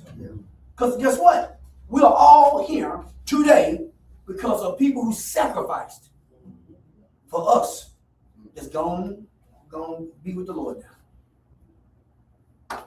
Yep. The cross was the ultimate act of discipline. Remember what Jesus said? Think about it. He said, I could call legions of angels. That's what he said. Here's what Jesus was saying in normal terms. I could call armies to come and take me off this and destroy y'all. I got the power. But you know what? Nah. This will be the picture. I'm going to do this pain because there's something great I want for my people. Wow. So even though I have the ability and access to do it, it's not advantageous for me or you. See, discipline will cause you to stop doing something or don't do something that you can do. That's not advantageous at the moment. It's not that you can't do it. It's not that it's illegal to do it. Discipline says it's not the best thing to do Yeah. at that time. Okay, session 5, let's go. Then we'll do a quick Q&A. Building a discipline system. You gotta build a system, y'all. Just like build a system. Build a system. 5 daily habits. Number 1, start with God. Now I'm just giving you these, you do what you want to do. I'm just giving these to you. Do your own. Start with God. Prayer and scripture. Number 2, move your body. Exercise daily. Do something. If it ain't daily, at least 3 times a week. All right? Especially, all of us getting older. Some of y'all still a little young. I feel young. I'm around Joshua sometime. Got him bluffed out right now. Yeah. I told him you bigger than me, but I got a gun. Right.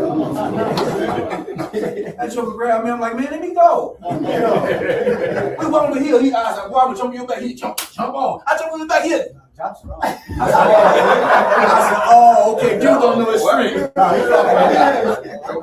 Dude, let me understand that. Use some wisdom. Yeah. Okay. Move your body. Number 3, control your calendar. Time. We want to talk about that earlier. Beginning, schedule priorities. Yes. Guys, if y'all can do that, please. Quit letting everybody take your time. Yes. Your time is precious. You're just giving it away like it's not anything. Unsuccessful people give away their time.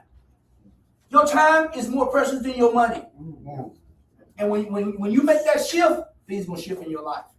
Your time is more precious than your money. All right. We'll talk about that when it's over, not today. Manage your money. Spend intentionally. This year, I may buy one here in the summer, but usually by this time I only bought 3 custom suits. I ain't bought, it's June. I ain't bought 1 suit this year. So now I need to take that and do something else with it. Yeah. And then, I shop on this stuff online, sale. I was in there earlier, so I said, well, you shop, man. See, they my outfit is $1,000. Now my shoes only cost me, well, I bought these in Rome. But this, wow, I won't tell you what I paid for, but I bet you pay more than your stuff than I paid for this. Unless you got it free. I mean, I ain't. I know what you paid. Why? I know what you paid for. Okay, all right, okay. I know. Yeah. What a lot? No, what a lot? Yeah. Review your day. What did I do well? What needs improvement?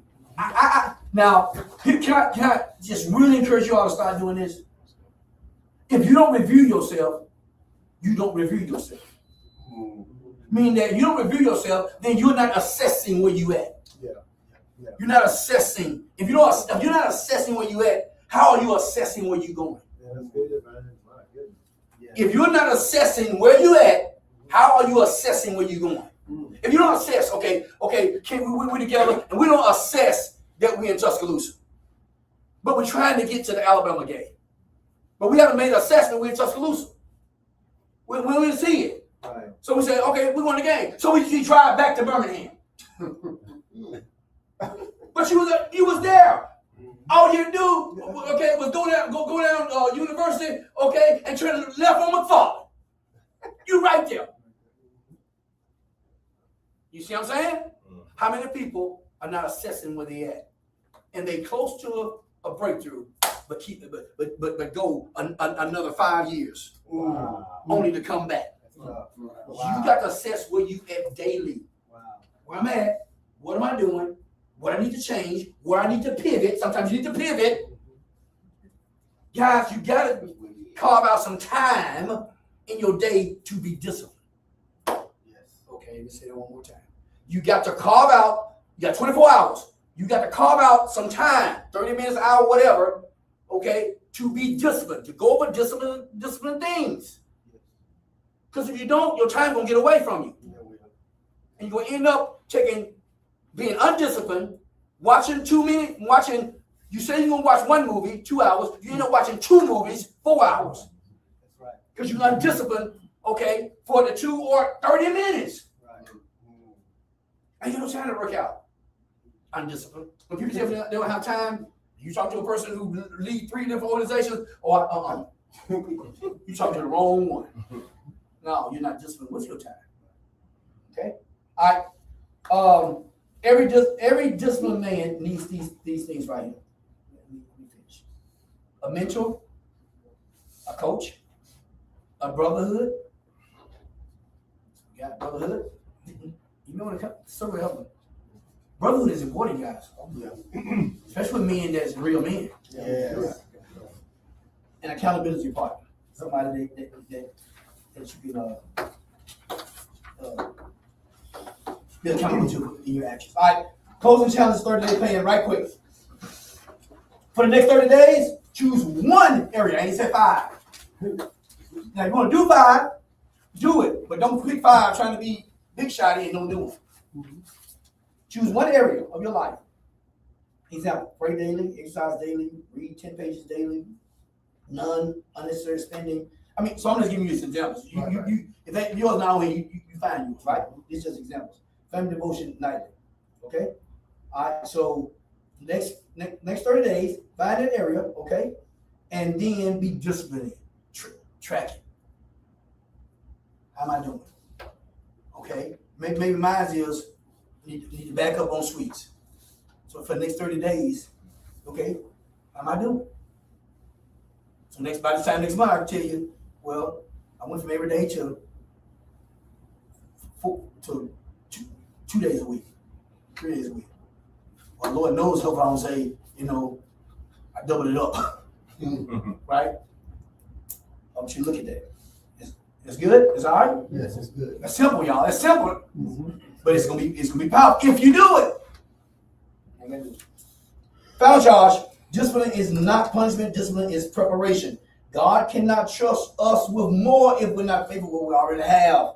Okay, and I don't know what that 090 is. I don't know how that got. A disciplined man becomes a stronger husband, a better father, a trusted leader, a faithful servant, a positive influence. It's just truth.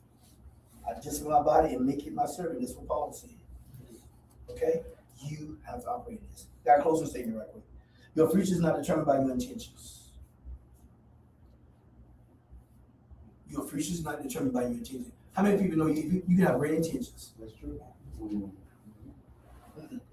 You're determined by your intentions. Your future is determined by your disciplines. You don't rise to the level of your goals. You fall to the level of your discipline. Just show you this right quick, and I'm going to take a couple questions. I'll be over there in 10 minutes from now. Y'all all right? Yes, sir. Goals. Most people think you rise to the level of your goals in life. I'm gonna rise here. No. You gotta have those. You know, what really happens to you in life is that you fall to the level of your discipline. So that's why if your discipline is here, you'll fall to here and you'll never meet your goals. Most people never meet their goals because their discipline is too low. Oh my God. You fall to the level of your discipline. You gotta have goals. They motivate you. But you don't rise to the level of your goals. That's why most people don't get there. You fall to the level of your discipline. What discipline, actions are you taking to establish your goals? What discipline? And so you have to determine those. Because you don't do this, you never get there. This is real talk. Sir. See, you can only talk like this if you're trying to do some of this stuff. That's right. ChatGPT can't give you this. You gotta know something about it. Do you don't feel it? See, the reason why you feel what I'm saying, because it's coming from here. Oh, yeah. It ain't coming from here. That's why two people can teach the same thing, and you want to move you to do something, or just give you information. That's why people don't impress me by what they say. They impress me by who they are. And none of us are perfect, so I'm not looking for the perfect person, including me. You look at me real close, you're gonna find some real ugly stuff. But overall, man, I'm on my way. Yes, sir. You can follow that. Y'all still with me? All right, and keep reading. I'll be done. Potential opens the door, but discipline keeps you in the room. Because you get kicked out of the room. Yep. Connors came here. He had a bunch of potential of doing really well here in our maintenance department, in API. Okay. He's been here now what? Over 9 years. Why is he still here? Getting results. He's disciplined. It's not enough to get the door open. You gotta stay in the room. Men, let's build lives that honor God, number one, strengthen our families, and leave a legacy worth following. All right. Any questions? Concerns? Pushback? I heard you say earlier you do like competition. Sometimes you have to do competition. Sometimes I read too long, I get things fester. And it's just about working. How do you deal with competition? So, confrontation is necessary. Conflict, let me say it that way. Conflict is necessary. You have mean spirit conflict and you have artificial conflict. Conflict continuum as we teach. But anyway, you got to be in the middle. So you have to embrace the conflict that's there, that's gonna cause harm. You can't sweep it on the rug. You can't. I deal with it 20 years. Okay, you gotta say, you know what? I don't want to do this. I don't like doing this. I don't feel good about doing this. But if I don't do this, it hurts me. This is the outcome of not dealing with it. Way to see it in your mind, because you are designed to move from pain to pleasure. You are designed, and God designed you to move from pain to pleasure. That's why things that are pleasurable, that feels good, you got to switch your brain to say it's really painful in the end, because you're designed to move toward pleasure. So now you got to say, you know what? It's going to cause me pain in the end. So let me go deal with it. So what if I deal with it? Then guess what? There's pleasure. So you got to psych yourself out that way. If I'm making sense. Yeah, but you got to deal with it. Can't be too long. Anybody else? Yeah. What age do you feel like you mastered being this? I ain't okay. Not saying you mastered it. Yeah, but I'm doing good now. Yeah, got to the level now. For me, 545. Now, should be for you. No one taught me this stuff. Things I'm teaching here now, there was no seminars for this that I went to, that people invited me to. None of the people I was around taught any of this kind of stuff. So y'all got an advantage.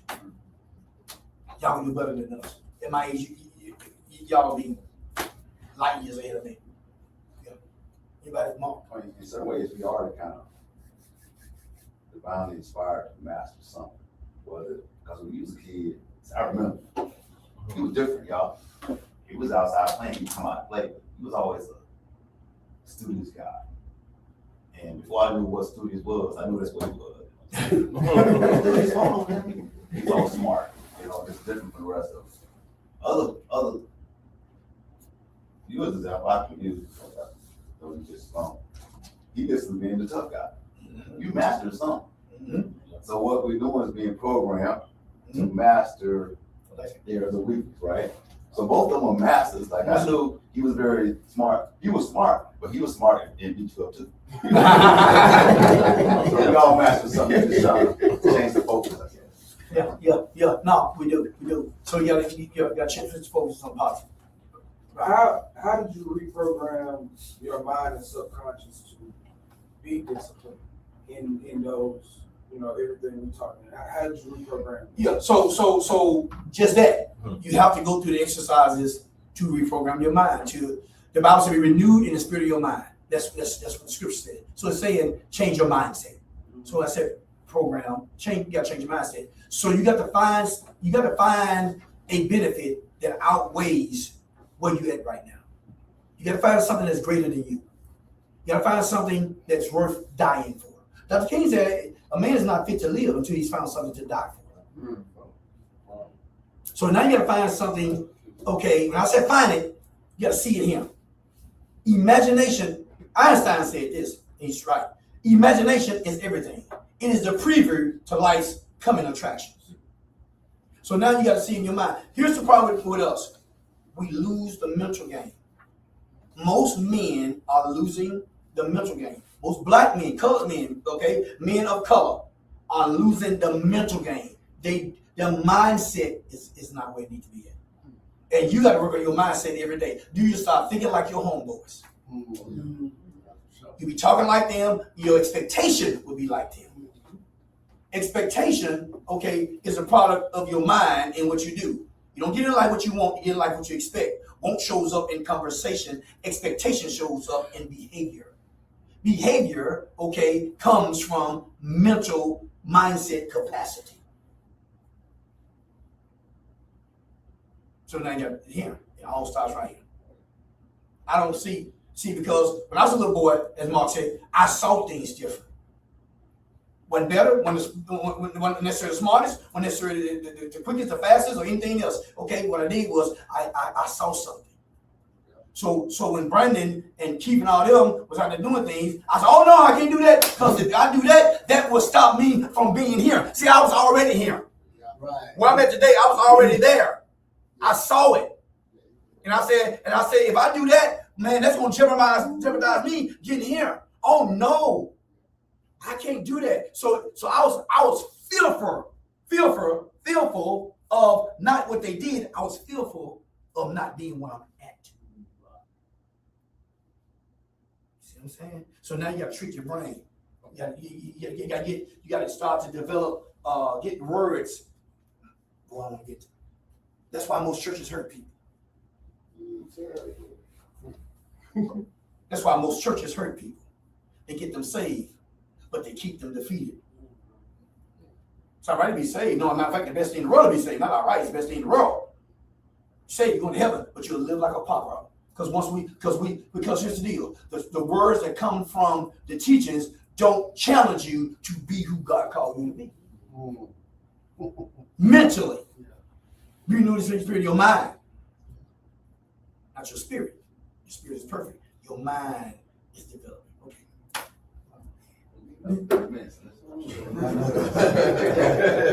See, and that's why most people messed up. That's why most people that business are messed up. It's a mental thing. I see it all the time. I see it in myself. And guess what? Everybody in this room, you brainwashed to a certain extent to be defeated as a black person. Okay, I got 3-4 more minutes before I got to jump over there for them. Got 15 minutes to do something. Anyway, in Africa, getting on the plane. Some of y'all heard this story. Okay, he flew over there on Delta. All right, was comfortable. He had no problems. Got to Nigeria. Okay, getting ready to fly from Lagos to Abuja, the capital. All right, I go get checked in. All black people check me in. I go to get on the plane, okay, through security, all black people, okay, through security. I get on the plane, all the attendants are black. Some tell me, look into the cockpit. I went by, looked in the cockpit, okay, both pilots was black. I sat, this is a true story. I sat down in my seat, sat down there for 43 minutes, and I got nervous. Nervousness came on me. I said, what in the world? I said, oh my goodness, everything black, you the doggone pilots, oh God. You know, I didn't go to the traffic, traffic controller, I'm straight black too. And I realized I had been brainwashed to not believe that people that looked like me could control things. And I was the one, and this is 20 years ago, okay, over 20 years ago, okay, and I'm the one that's teaching on being renewed in the spirit of mind, okay, not like I am today. I'm on another level. What I realized at that point is that, man, they got me too. They got me too. I'm doubting myself because the pilot in there, that's me. Yeah. That's me. Now I'm down that I can fly a plane. Yeah. Wow. Didn't doubt when I got on Delta, saw two white guys flying a plane. Yeah. Wow. Totally relaxed. Yeah. They know what they doing. Yes, sir. You're right.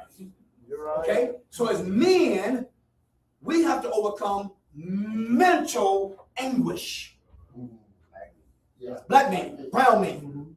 Because let me hear it. Because what you see on television confirms what you're really not, but tells you that's what you are. Because you see black men in prison, you see us that only selling drugs, you see the only people that make money are athletes. Yeah. They don't tell you about the black billionaires that make their money, okay, in corporate world. Right. I'm gonna show you that. You realize he was in the Matrix. You realize he was in the Matrix. Yeah, right. Yeah, we're gonna make you right. Absolutely. Yeah. You see what I'm saying? So now you gotta take the stuff what we're giving you, and then you gotta be intentional about it daily to reprogram yourself to say, I'm just as good, if not even better in some areas. Don't ever forget this. Pythagoras get the credit for mathematics, but it was the Moors, black men, black people who taught algebra and mathematics to Pythagoras. Wow. But the European get the credit. Yeah. The Moors ruled the world. The world. Okay? But no one will tell you that because now you identify with being great. Not arrogant, but now you know who you are. So now when I walk in the room, I'm not walking with my head down. Most of the rooms I'm in, don't nobody look like me but me. I ain't walking in arrogant. I walk in with my head up. I don't know everything, okay, but I know something, right? And I walk in there like I know something. That's right. Don't be at the table with the imposter syndrome, saying, why am I here? You there because you're supposed to be there. That's right. Absolutely. Yes, sir. You're supposed to be on that board. You're supposed to be in that position. You know, some of you all are working with you and y'all want to call your name, but putting you in some positions on the board. Why? Because you're supposed to be there. I'm trying to teach you how to operate. Because if you're not careful, okay, all right, I'm not going to say this. White men will bluff you out of your blessing. Mm-hmm. Because they grew up all their life saying they are superior. It is very hard for them to submit to you. And they always want to coach you and tell you what to do because you ain't nothing but a boy. Subconsciously. You better hear what I'm saying now. I'm talking to black men now. Y'all better hear what I'm saying. And many of my friends don't even look like me. I tell them this too. I tell them this. I bring them in. I break it down to them. I said, no, I can't do this because this is what's happening. So that's why a long time ago, the largest church at the time in Decatur, pastor say, let's switch pulpits. I'm gonna come over and preach for you. I said, no, you won't. I said, here's the deal. I said, I'm gonna come and preach for you first. I said, you preached in all the black churches in Decatur. Not one black pastor have ever preached in your pulpit. So it doesn't mean no good for you to come, okay, for racial consideration. I said, no, I'm preaching at your place first, and then you'll come over to mine. Wow. He said, you are right, Caracas. I preached at his place 2 times. He never came over to ours, actually. You see what I'm saying? You got to know who you are. Study to show yourself approved. Learn your craft. Learn your skill and be bold. Okay? be blessed and be the man God called you to be. But it's gonna take some discipline. You leave here today, and you don't have no discipline, everything I just told you, your walls are down, and the devil coming in, gonna have a whip shop on you. You gotta build your walls up. You are, not arrogant. Get some people around you, get a brotherhood, let some people talk to you, let some people see your blind spots, because we all have them, including me, so you can be who you are called to be. Okay? All right, shout no bad days. No bad days. We'll shout again, no bad days. No bad days. Come on, man, we cannot have a bad day. You got things to do, places to go, and people to see. Yes. You can't have a bad day. Hey, I give you a few bad seconds, give you a few bad minutes. Y'all know more. Maybe even a few bad hours. But you cannot have a bad day. Okay? You gotta get that in your mind. Some people read that book, they think that it's fruitless. No. Some of you got these books, ain't even read it. Read the book. Come on. Okay? It's gonna help you. All right? Shout no bad days one time. No bad days. All right, so here it is. You know it. It's Super Sunday. It's Marvelous Monday. It's Terrific Tuesday. It's Wonderful Wednesday. It's Triumphant Thursday. It's Fantastic Friday. And it's Successful Saturday, which is today. I'm Doc Rock. Join me in the top man. Let's go. All right. I got to run over here. Talk to them about 15 minutes. Now, hey, any food left? Take it. I don't need it.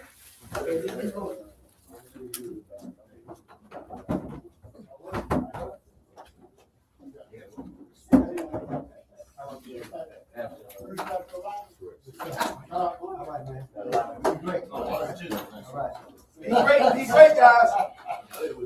James, squad, be great, man. What's up, man?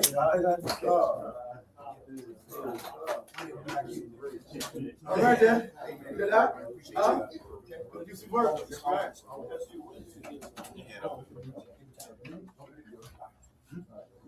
Okay, all right, I hope you got some out of that. Yes, sir. Okay. Is there y'all welcome to come out and get $25 or something like that?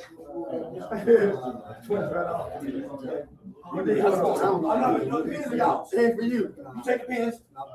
You take them. All right. I'm gonna use this restroom right quick.